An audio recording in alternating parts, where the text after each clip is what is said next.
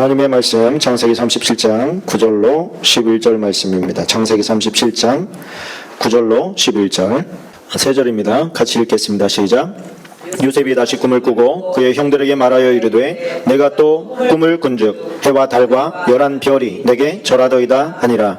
그가 그의 꿈을 아버지와 형들에게 말하매 아버지가 그를 꾸짖고 그에게 이르되 네가 꾼 꿈이 무엇이냐? 나와 내 어머니와 내 형들이 참으로 가서 땅에 엎드려 내게 절하겠느냐? 그의 형들은 시기하되 그의 아버지는 그 말을 간직해 두었더라. 아멘. 오늘 바이블 코칭 시리즈 8번째 시간을 갖습니다. 꿈의 목적은 성취가 아니라 성장이다. 같이 한번 해볼까요? 꿈의 목적은 성취가 아니라 성장이다. 많은 사람들이 꿈을 왜 꾸냐? 그러면 그걸 이루려고 모두 다 그 꿈의 내용은 다르지만 그걸 통해서 뭔가를 얻고 싶어하는 마음이 있습니다. 고급지고 아름다운 꿈도 있고 다소 좀 천박하고 아름답지 못한 꿈들도 가지고 있죠. 근데 성경이 우리가 바이블 코칭이잖아요. 그러니까 성경은 우리에게 꿈에 대해서 뭐라고 코칭을 해주는가? 우리가 가지고 있는 이 명칭과 의미가 서로 같지는 않습니다. 성경에서 말하는 꿈과 이 세상에서 말하는 꿈이 종류가 다르다는 얘기예요. 그래서 성경에 나오는 오늘 우리가 읽은 말씀은 보통 청년 집회 때 굉장히 많이 등장하는 말씀입니다. 그런데 거기에다가 붙일 거는 아니거든요, 사실. 이 꿈은 요셉이 꾼 꿈인데 요셉이 의도하고 꾼 꿈이 아니에요. 이 본문을 가지고 대부분 어떤 식으로 전개가 되냐면 꿈을 가지고 그 꿈을 포기하지 않고 끝까지 인내하면 하나님의 도우심을 입어서 그 꿈이 이루어지게 된다. 이렇게 전개가 되는 거예요.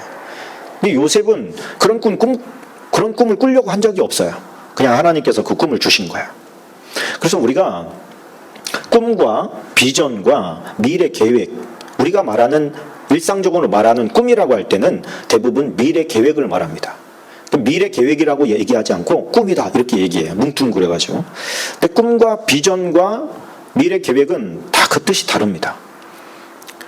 성경에서 말하는 꿈은 하나님의 계획하심을 너에게 이루겠다. 너를 통해서 이루겠다. 그게 꿈이에요. 진짜 우리가 잠들 때 꾸는 꿈을 말하는 거예요. 그 꿈을 통해서 하나님께서 어떤 대부분의 꿈들은 다 개꿈이고 하나님께서 주시는 잊을 수 없는 꿈들이 있습니다. 우리도 이제 그런 것들을 가끔 꿀 수 있지요. 그래서 범상치 않다 뭐 이런 생각을 하게도 되는데 하나님께서 주신 꿈은 본인이 알아요. 하나님께서 나에게 주신 꿈이다. 이런 걸 알아요. 그리고 영성이 좀 있는 사람들은 저것이 영적인 의미가 있는 꿈이다. 이것을 압니다. 우리가 꿈 해석을 한다 할 때 영적인 꿈을 해석하는 능력을 말하는 거예요. 또 비전이라는 것은 호라마, 그래요. 호라마. 헬라어로. 이건 뭐냐면 보이지 않는 것을 보여주는 거예요. 다시 말하면 환상을 말하는 거예요. 환상을 말할 때 성경의 번역을 우리나라는 환상이라고 번역을 했고 영어로는 비전이라고 번역을 했습니다. 그러니까 우리가 볼 때는 이 환상은 꿈이랑은 좀 다르죠. 정신은 말짱한데 뭔가를 보는 거예요. 뭐 하늘이 열리기도 하고 바울 같은 경우에는 저쪽 마게도냐 지역에서 와서 우리를 도우라 뭐 이런 얘기도 환상도 보게 됩니다. 그런 게 이제 비전이라고 하는 거죠. 비전. 하나님께서 그를 통해서 뭔가를 보여주실 때 지금은 육의 눈으로는 보이지 않는데 영적인 눈으로 하늘 문이 열려서 보게 되는 것들. 스데반 집사가 돌에 맞아 죽으면서 하늘 문이 열렸어요. 그게 비전인 거예요. 그래서 비전이라는 것은 뭔가를 이룬다, 성취한다 이런 개념이 아니고 하나님께서 뜻하신 것을 열어 보여주실 때 그걸 비전이라고 합니다. 그럼 왜 사람들이 비전 트립 이런 것도 얘기하고 비전이 생겼어 이런 얘기도 하고 그러느냐? 자기가 뭐를 해야 될지 분명히 깨달았다 이렇게 얘기할 때 보통 비전을 발견했다 이렇게 얘기를 하는 거예요. 하나님이 보여주시는 방향성을 캐치했다 그런 거죠. 근데 그것도 정확한 성경의 뜻을 이해한 것은 아닙니다. 우리가 얘기할 때 대부분은 다 미래 계획을 얘기하는 거예요. 너 미래에 뭐가 되고 싶니? 그러면 그 계획을 이루기 위해서 이런 과정을 밟아 나가야 돼. 이렇게 얘기할 때 그것은 미래 계획인 거죠. 하나님과 어찌 보면 상관이 없는 거예요. 하나님의 말씀 안에서 꿈을 가질 수는 있죠. 그 꿈이 성경에서 말하는 꿈이 아니라 미래 계획을 말하는 거예요. 미래 계획을 품을 수는 있죠. 그런데 그 계획마저도 하나님께서 함께 해주시지 않으면 그냥 무의미하게 중간에 계속 바뀌어. 이거는 하나님께서 주신 계획은 아니거든요. 이 길로 갔다가 이거 아닌가요? 그리고 저쪽으로 갔다가 또 이것도 아닌가요? 그리고 또 바꿔. 계속해서 바뀌는 사람 있죠. 이거는 아무것도 아닌 거예요. 그 기생충에 보면 그 아버지가 아들을 보면서 그렇게 말하는 장면이 나와요. 너는 계획이 다 있구나. 그렇게 얘기해요. 그러면서 그런 의미심장한 얘기를 합니다. 너 실패하지 않는 방법이 뭔 줄 알아? 실패하지 않는 방법이요? 그게 뭐예요? 계획하지 않는 거야. 계획대로 되는 게 하나도 없어. 그래서 계획을 품고 있으면 실패하지만 계획하지 않으면 실패할 이유도 없지. 자, 이런 이제 대화 내용이 나오는데 의미심장하죠? 그러니까 이 아빠는 너무 실패를 많이 해서 이제 더 이상 하고 싶지 않은 거예요. 그러면 뭐 하면 되냐? 계획을 안 품으면 돼. 그냥 하루하루 살아. 그냥 하루하루. 자, 실패하지 않기 위해서 계획을 품지 않는다. 뭐 개인에 따라서 다를 수 있지만 오늘 우리가 살펴보고자 하는 것은 하나님께서 주신 꿈이에요. 그 꿈이 어떻게 이루어지는가? 그 비전은 어떻게 성취되는가? 자, 하나님께서 오늘 요셉에게 어떤 꿈을 주시냐면 내가 네 형제들, 네 부모가 너에게 절하는 상황을 내가 만들겠다. 그거거든요. 네가 특출해서가 아니라 내가 그렇게 만들 거야. 자, 이렇게 이제 하나님께서 꿈을 주셨어요. 너무 신나가지고 철없이 그것을 그냥 식구들이 있는 데서 얘기를 해버립니다. 근데 다른 사람들, 심지어 아버지까지 그 자리에서는 뭐라고 했어요. 우리가 다 너한테 절하냐? 이렇게. 그러나 아버지는 마음속에 그 꿈을, 그 말을 새겨뒀다. 그렇게 말하는 거예요. 범상치 않구나, 이 꿈이. 그런 것이죠.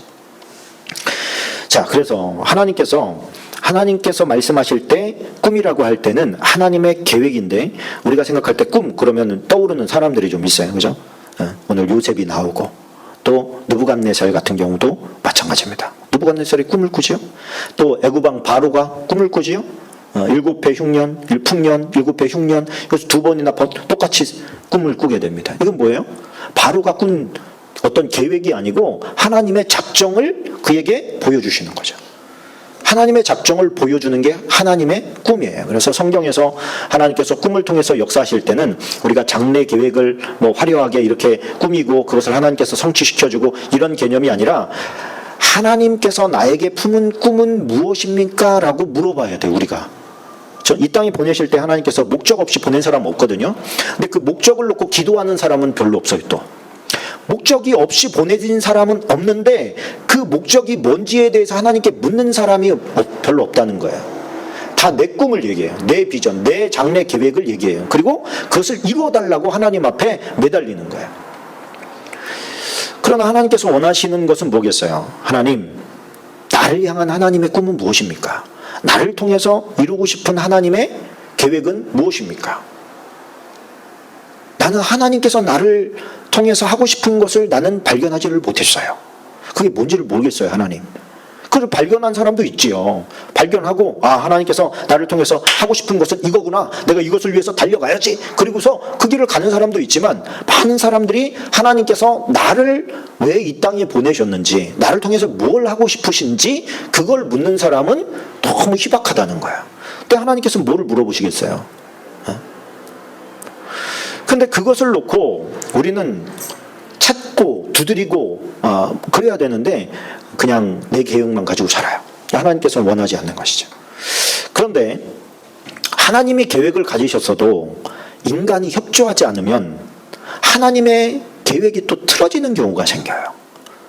자, 이러면은 어떤 문제가 생기냐면 하나님께서 실수하신다고요? 그러면 하나님이 작정하셔도 안 되는 게 있단 말이에요? 이렇게 질문이 나와야죠. 그죠? 그런 게 있어요. 그런 게 있단 말이에요.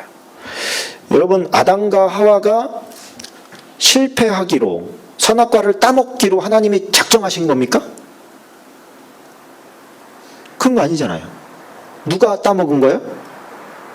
아담과 하와가 따먹은 거예요.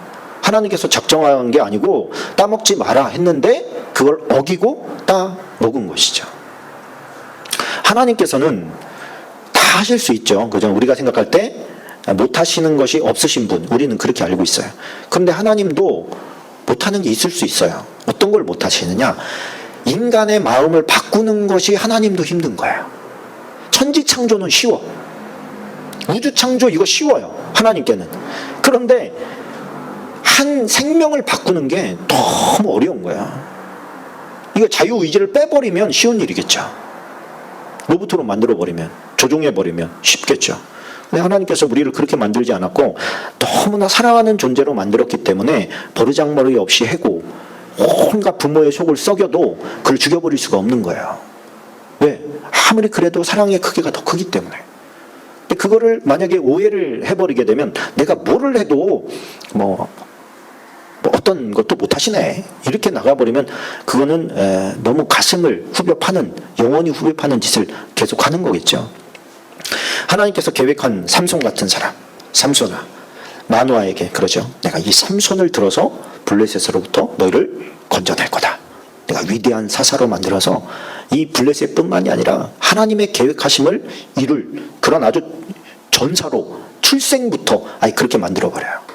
근데 삼손이 한 게 뭡니까? 하나님의 뜻을 구하는 게 아니라 영웅놀이를 했어요. 내가 얼마나 대단한 사람인지를 드러내는 이런 일만 하다가 인생 끝난 사람이에요. 하나님께서 너무나 큰 능력을 주셨는데 그 능력을 가지고 자기 자랑하다가 끝난 인생이 돼버렸다는 거예요.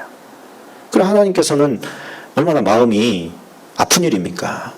그래서 저는 그것을 구원에 관해서도 신인협동설이라는 게 있어요. 신인협동설. 신은 하나님을 말하는 거고 이는 사람을 말하는 거예요. 구원에 관한 것도 신인협동설이 있다.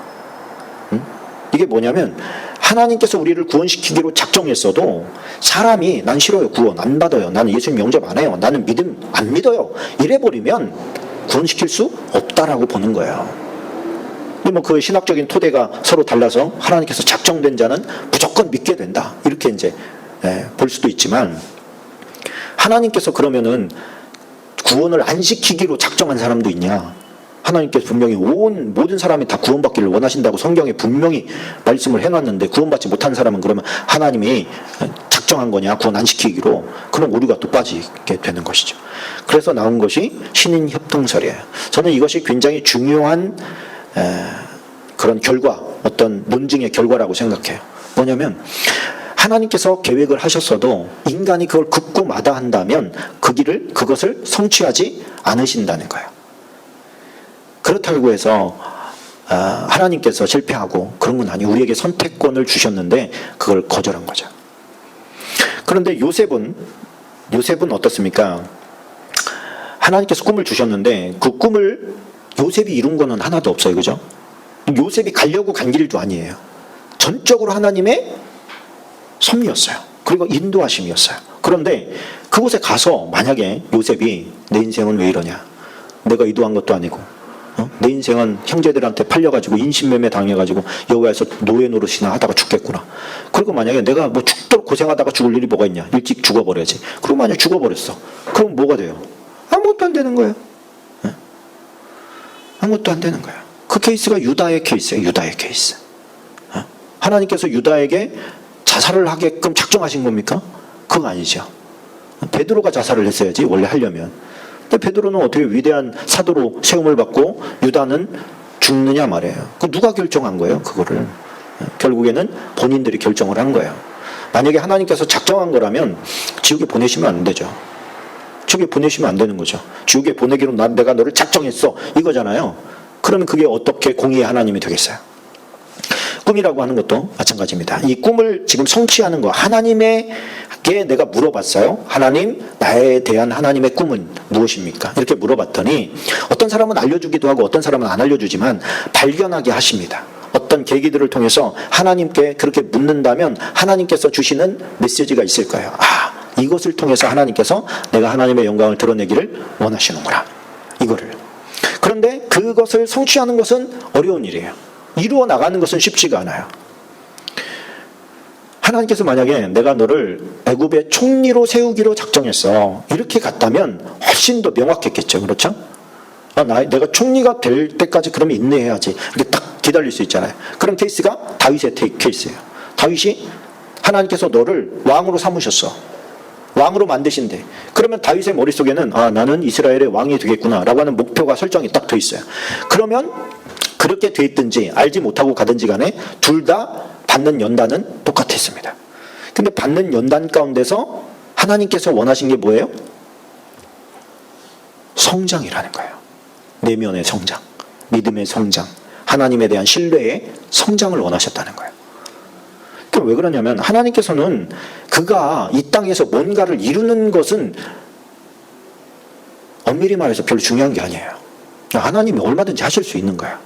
그러니까 하나님께서 중요하게 여기시는 것은 저는 과정이라고 봅니다. 많은 사람들이 결과가 중요하죠 이렇게 얘기하는데 저는 조금 생각이 달라요. 과정이에요. 하나님께서 중요하게 여기는 것은 과정이에요. 네가 어떻게 지났냐 이 시간을, 무엇을 하며 지났냐, 나와는 어떤 관계로 시간을 보내고 있냐, 이것만큼 하나님께 중요한 게 없는 거예요. 하나님께서 원하시는 것은 일의 성취가 아니고 그 내면의 변화요, 성장이요, 성숙인 거예요. 근데 이거를 자꾸만 사람들이 잃어버리고 뭔가를 이루려고만 한단 말이에요. 이게 과정이라고 생각하면 하루하루가 중요해요. 하루하루가. 매 순간이 중요한 거예요. 왜? 매 순간 하나님을 떠나서는 되는 게 아무것도 없으니까. 하나님의 목적은 과정 가운데 있다고 믿으면 결과가 중요하지 이렇게 얘기할 수가 없어요. 결과는 비참하게 끝난 사람들이 많아요. 하나님의 말씀에 순종하다가 결과 비참하게 끝난 사람들 많아요. 그런데 하나님께서는 과정을 이미 다 받으셨기 때문에 그 과정 자체가 결과인 거예요. 그러니까 우리가 어떤 것이 되기 전까지는 내 마음이 행복하지가 않아. 그거를 당연하게 받는다면 하나님께서 주시는 은혜는 항상 뒤로 밀릴 수밖에 없어요. 이것이 이루어져야 나는 행복해. 그러면은 그 스스로가 매일매일 누릴 수 있는 하나님과의 인격적인 관계를 포기하고 사는 거예요. 그러니까 하나님이 수단이 되는 거죠. 내 미래 계획에 대한 도와주시는 서포트로서 하나님을 자꾸만 대하는 거예요. 하나님이 안 도와줘서 안 된 거야. 혹은 하나님이 도와주셔서 이루어졌어요. 이게 둘 다 사실은 말도 안 되는 건데 우리는 너무 많이 써먹고 있습니다. 다른 표현을 찾지 못해서 그런 걸 수도 있지만 정말 중요한 것은 그 과정 가운데 일어나는 하나님의 역사들이죠. 그거를 내가 매일 간증하면서 고백하면서 또 감사하면서 살기를 하나님께서 원하신다는 거예요. 그것이 축적되면서 총리 요셉이 되는 거예요. 그것이 축적되면서 위대한 다윗 왕이 되는 것이고 다니엘이 되는 거예요. 그 과정이 없이 한순간에 뿅 하고 될 수는 없다. 그런데 그것이 그 연단의 과정을 지나지 못하고 중간에 바스러져 버리는, 다 새까맣게 타서 사라져 버리는, 먼지가 되고 죄가 되어버리는 일들이 많이 발생하기 때문에 그것에 대한 힌트들을 성경에 많이 남겨놓은 거예요. 과정이야. 이건 과정이야. 넌 지금 훈련받고 있는 거야? 연단받고 있는 거야? 그 연단이 지나고 나서 너는 하나님께서 너를 향한 캐릭터가 완성되는 거야. 그걸 우리가 믿고 그 길을 꾸준히 가야 되는 거야. 묵묵히 하나님만 바라보면서 가야 되는 거야. 할렐루야. 그래서 하나님 제 꿈은 이건데 하나님 이 꿈이 이루어질 수 있도록 도와주세요 라고 기도하지 말고 하나님 나를 향한 하나님의 꿈은 무엇인가요? 여기에 오히려 더 많은 시간을 써야 됩니다. 내 계획과 이 생각이 꽉 차가지고 하나님의 음성이 안 들려. 찾으려고도 안 하고 그냥 우리는 세상에 들은 그런 꿈에 대한 비전에 대한 이런 그런 것만 잔뜩 차가지고 하나님을 자꾸만 그 비전을 이루는 수단으로서 대적을 하는 거예요. 마음이 아프신 것이죠. 그래서 오늘 우리가 이 자리에 왔는데 그거 하나는 분명합니다. 하나님께서 이 땅에 의미 없이 보낸 사람은 없다는 거예요. 누구의 죄로 저 사람 저렇게 됐습니까? 누구의 죄가 아니야. 하나님께서 저를 통해서 무슨 일을 하시는지 보여주시려고 하시는 거야. 그러려고 존재하는 거야. 그렇다면 저와 여러분들이 조금 더 적극적으로 주님께 물어야 될 줄로 믿습니다. 그리고 그것이 먼 훗날의 어느 정점이 아니라 오늘 제가 뭘 해야 될까요? 오늘 저를 이끌어 주세요. 오늘 제가 어떤 일을 해야 될지를 가르쳐 주세요.